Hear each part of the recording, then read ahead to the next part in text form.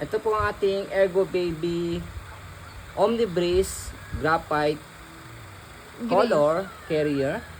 So ayan, so magkakaroon lang tayo dito ng comparison kung ano yung legit at yung fake. Okay, para sa mga awareness natin sa mga mommies and daddies natin.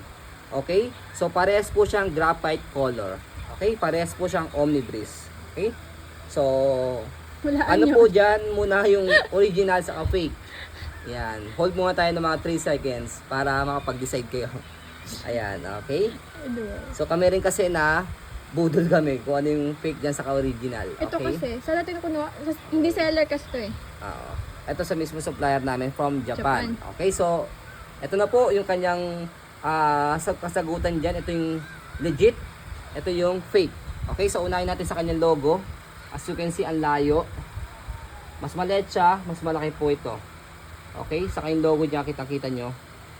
Saka yung tatak niya, Ergo Baby. Tapos pangalawa dito, sa packet niya, 'di ba? Ito malaki siya. Sakop na sakop yung kulay puti. Ito hindi, maliit lang. Kita nyo, parang suso. Liit. Tapos pangalawa yung mga stitches niya. Yung original stitches niya, kapag alam naman natin original, pulido yung stitches niya. Yan. Tapos dito hindi. May makikita kayo mga stitches dito. Ayan. May mga ano. May mga sobra-sobra, may mga hindi na stitch na maayos. Okay? Tapos pangalawa, yung color niya. Yan. Meron pagkakaiba ng difference ng kanyang Ibang kulay. color. Okay? Tapos sumunod sa loob, pakita natin. Ayan. Yung kanyang logo muna. Okay? O yung pinaka velcro niya rito sa loob, sa hips. Nagawa natin to para sa mga mommies and daddies natin for awareness. Para hindi sila mapikian kasi mahal din ang Omnibreeze. Ayan. So ito yung original, as you can see, malapad, pa-square talaga siya. Sakop yung stitches niya. Pero dito, as you can see, para siya pa-rectangle na. Saka tayo mo yung ano, spacing. No? Saka yung stitches niya, as you can see, again, yan, meron sobrang Pangit. naman. Mga Okay. stitches. Tapos Ganun. pangalawa, sa pinaka mga logo natin, ito puting-puti oh. Ito hindi siya. Ito yung pinaka colorway ng original. Tapos pangalawa, sa mga tatak niya, ayan. So dito, sa original, ayan, meron siyang tatak ng Dadway, isang store sa Japan. So as you can see, puting-puti siya, ito hindi.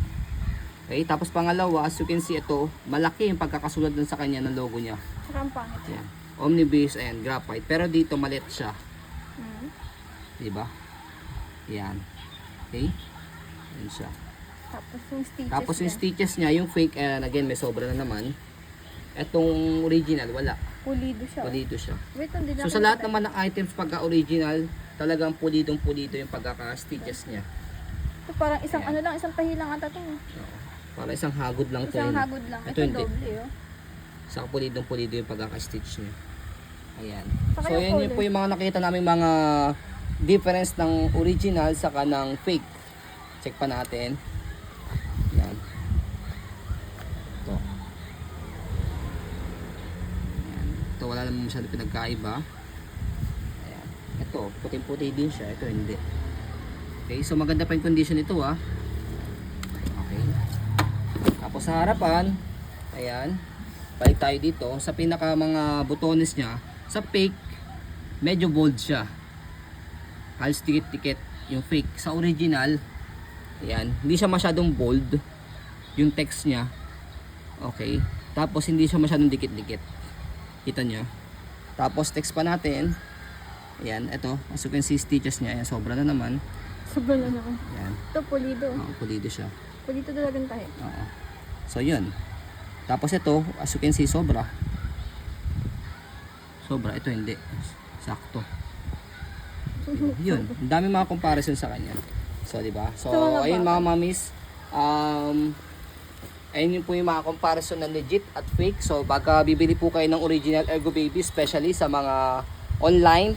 Hindi sa mga nadideclutter. So may declutter sa mga online na hindi kayo sigurado kung legit bang seller yon o legit bang nagde-declutter yon. Ipakita po ninyo, ayan, mag-send kayo ng video sa kanila para mag-comparison po kayo dito sa original po namin versus sa item po nila.